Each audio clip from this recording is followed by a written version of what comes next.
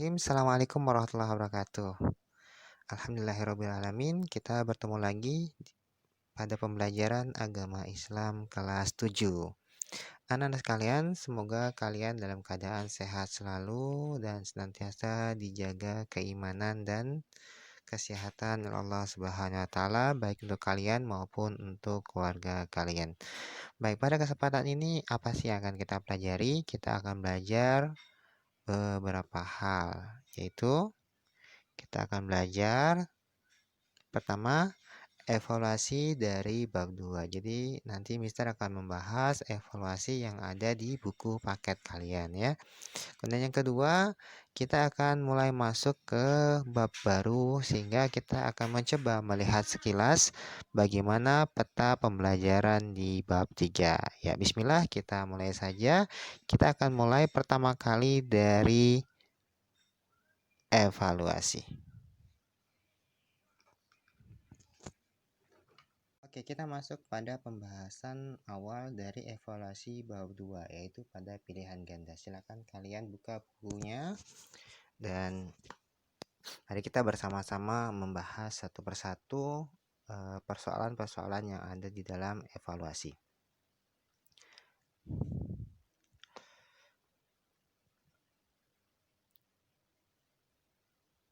Oke.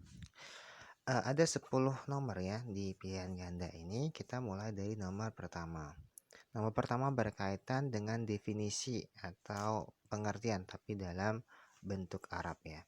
Jujur dalam bahasa Arab berbunyi ya. Untuk yang pertama bunyinya adalah al-jahlu. Al-jahlu artinya bodoh. Kemudian yang B bacanya adalah as-sidqu, itu artinya jujur. Yang C itu bacanya adalah al-kazib, artinya dusta. Yang D adalah al-amin. Jadi jawabannya adalah as-sidqu, yaitu B.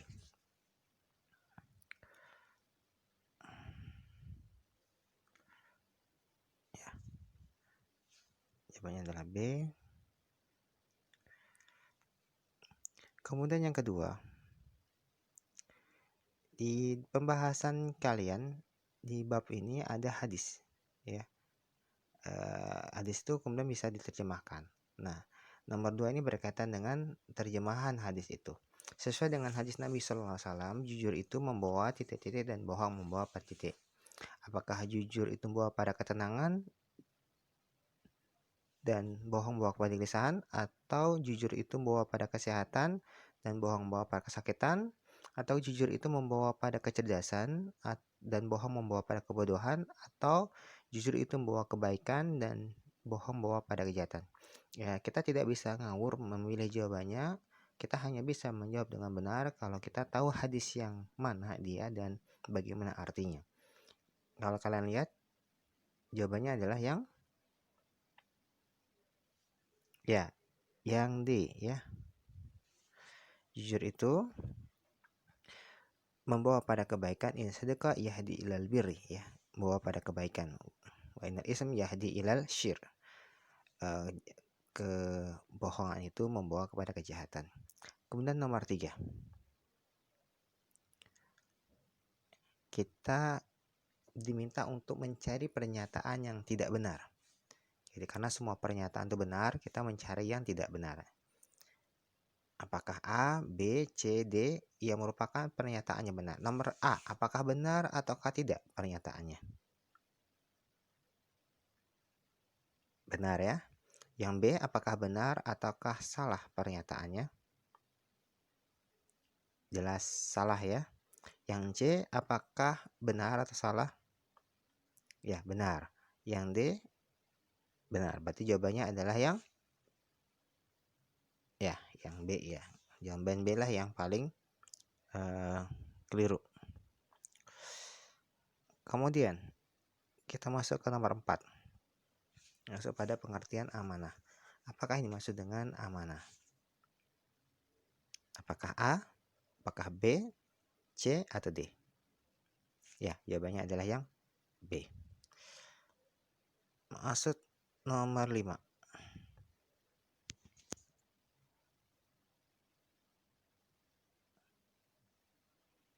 Nah, Di bab ini kita tahu bahwa ada beragam macam amanah, di antaranya adalah amanah kepada Allah, ada amanah kepada diri sendiri dan amanah kepada orang lain. Dan ini khusus pertanyaan adalah amanah terhadap Allah Subhanahu wa taala.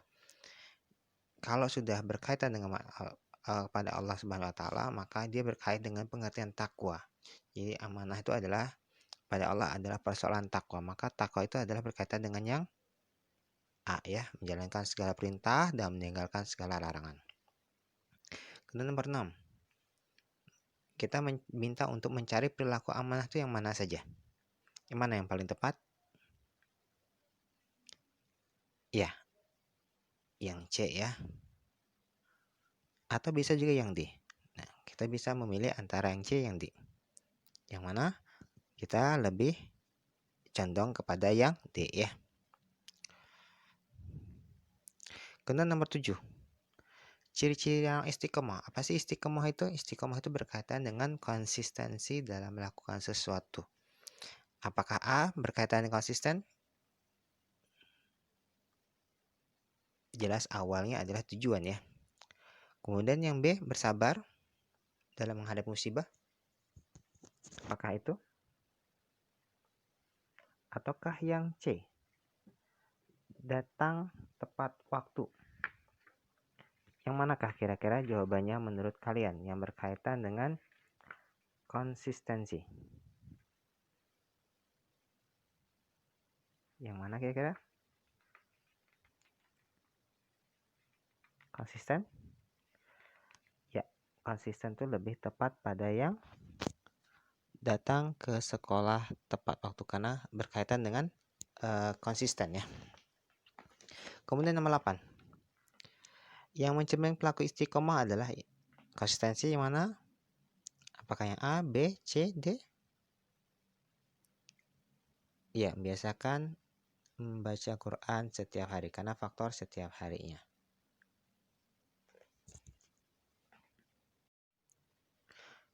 Nomor 9. Sikap teguh, pendirian, selalu tekun. Itu adalah pengertian dari ya istiqomah ya. Saya besarkan dulu. Istiqomah. Kemudian nomor 10. Jadi maksud dengan istiqomah menurut Abu Bakar As-Siddiq adalah komitmen terhadap perintah. Oke, lanjut ke bagian yang B. Kita di isian ya. Kita diminta untuk mengisi agar menjadi pernyataan yang benar ya. Jujur dalam perbuatan disebut dengan jadi ada macam-macam jujur ya. Ada sidqul qalb ya. Kemudian ada sidqul hadis, ada sidqul lisan ya. Jadi jujur dalam perbuatan disebut dengan sidqul hadis. Kemudian nomor 2.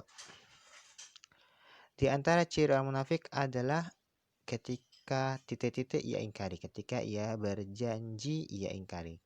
Jadi ada 3 gitu. Kalau dia berkata dia bohong, yang pertama. Kemudian kalau dia dipercaya dia khianati atau dia berjanji ia khianati. Ketika dia berjanji dia ingkari. Ketika dipercaya dia mengkhianati ya. Nomor 3. Amal yang paling cintai Allah Subhanahu wa taala adalah yang konsisten walaupun sedikit. Nomor 4. Pelaku amanah seseorang atasan adalah bersikap adil kepada bawahannya. Nomor 5. Di antara ciri orang yang titik-titik adalah memiliki tujuan yang jelas dan tujuan jelas untuk dicapai, itu orang yang konsisten. Nah, untuk yang C kita lanjut. Kita diminta untuk memasangkan. Jadi kita harus paham apa yang maksud istiqomah, tanda orang munafik, khianat, jujur dan amanah. Kita harus paham ke 5 istilah ini, kemudian baru kita bisa pasangkan. Memenuhi nepati janji yang telah disepakati adalah amanah. Berkata sesuai dengan kenyataan adalah jujur. Ketika berbicara ya dusta adalah tanda orang munafik. Menetapkan dalam hati untuk selalu mengerjakan kebaikan adalah istiqomah. Tidak menepati amanah yang telah diberikan adalah khianat. Oke ya. Nah, untuk bagian yang C saya serahkan pada kalian untuk mencari jawabannya karena semua jawaban ada di dalam buku.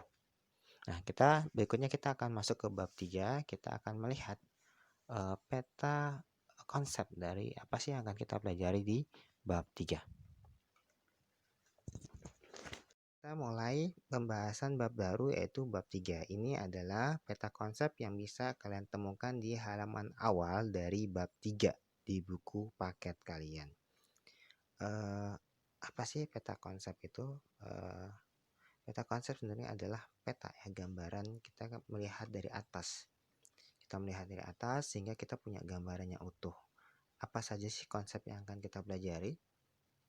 Dan apa hubungannya antara satu sama lain. Kalau kita sudah punya peta di dalam benak kita, dalam pikiran kita tentang suatu materi, maka kita akan lebih mudah terstruktur ya. Jadi semacam kita punya informasi yang sangat banyak. Kalau informasi itu tidak teratur, kita susah untuk memanggil dan untuk mencari hubungan satu sama lain.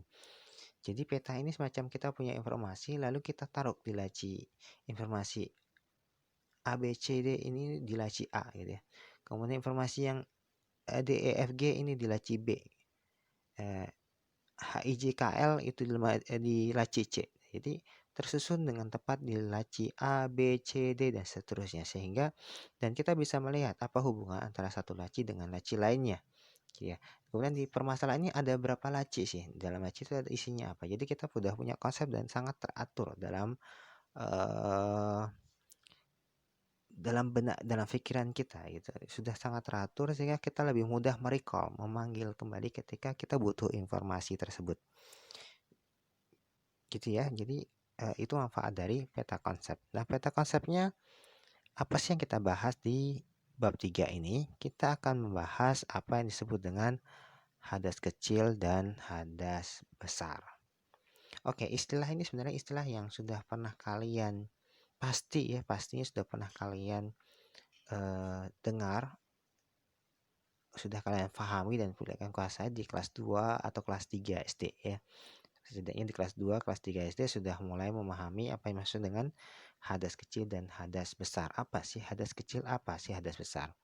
Nah, persoalan hadas ini berarti kalian nanti akan bertemu dengan konsep apa yang disebut dengan najis.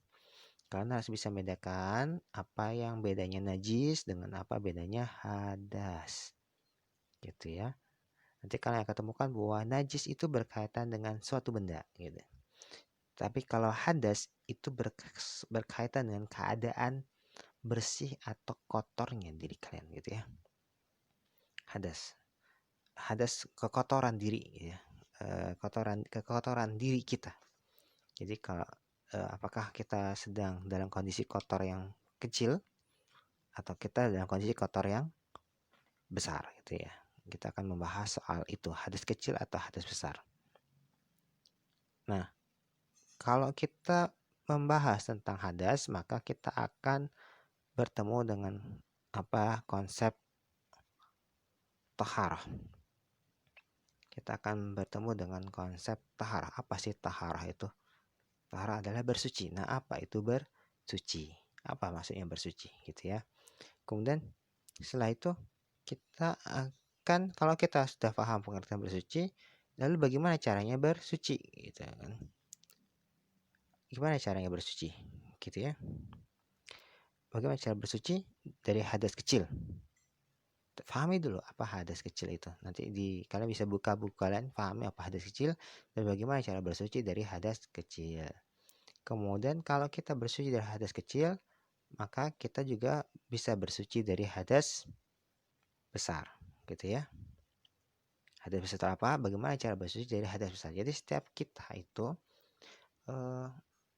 sebenarnya manusia itu hampir selalu lebih banyak dalam keseharian kita dalam kondisi berhadas, dalam kondisi kotor.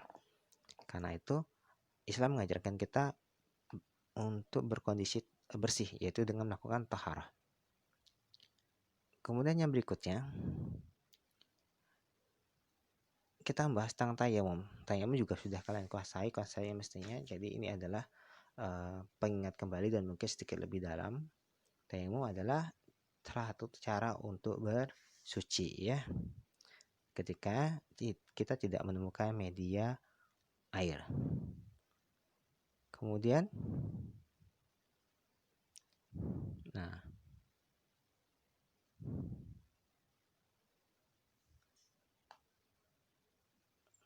kalau ada kita diajarkan untuk bersuci, tentu ada manfaat benefit dari bersuci ya. Apa sih hikmah bersuci dari hadas kecil dan apa hikmah bersuci dari hadas besar? Ya, anak-anak sekalian, jadi itulah yang akan kita fahami dari konsep bab 3 ini. Kita belajar tentang hadas kecil, kita belajar tentang haroh, kita belajar cara bersuci baik dari hadas kecil hadas besar, dan kita juga belajar bagaimana cara bertayamum sehingga kita juga tahu apa manfaat benefit hikmah dari bersuci. Dan itu kemudian kita harus amalkan gitu ya. Jadi kita harus amalkan.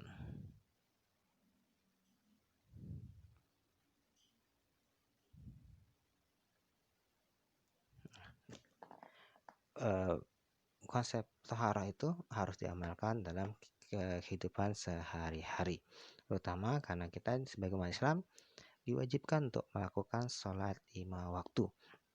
Sekali lagi saya ingatkan bahwa sholat itu kalian jangan sampai tidak meninggalkan sholat, sebab sholat itu adalah pembatas antara kalian Islam atau kalian orang kafir gitu ya, antara kalian orang beriman atau tidak beriman. Itu adalah pembatasnya adalah orang sholat ya, sholat. Jadi kalau kalian tidak sholat, maka akan ada ciri-ciri ketidakberimanan kalian kepada Allah Subhanahu wa taala, dan itu kalau sangat buruk ya. Itu adalah kondisi yang buruk bagi seorang mukmin. Baik, itu adalah konsep yang akan kita pelajari di dalam bab 3. Kita akan bahas secara mendetail masing-masing di pertemuan berikutnya. Ya. Demikian pembahasan kita pada kesempatan ini, semoga bisa difahami. Pesan saya, tetaplah bersemangat belajar, jangan berpemalasan, dan jangan lupa tinggalkan, tetap konsisten melakukan apa yang menjadi kewajiban kalian sebagai anak, sebagai seorang muslim ya, dan sebagai seorang pelajar. Cukup di sini. Assalamualaikum warahmatullahi wabarakatuh.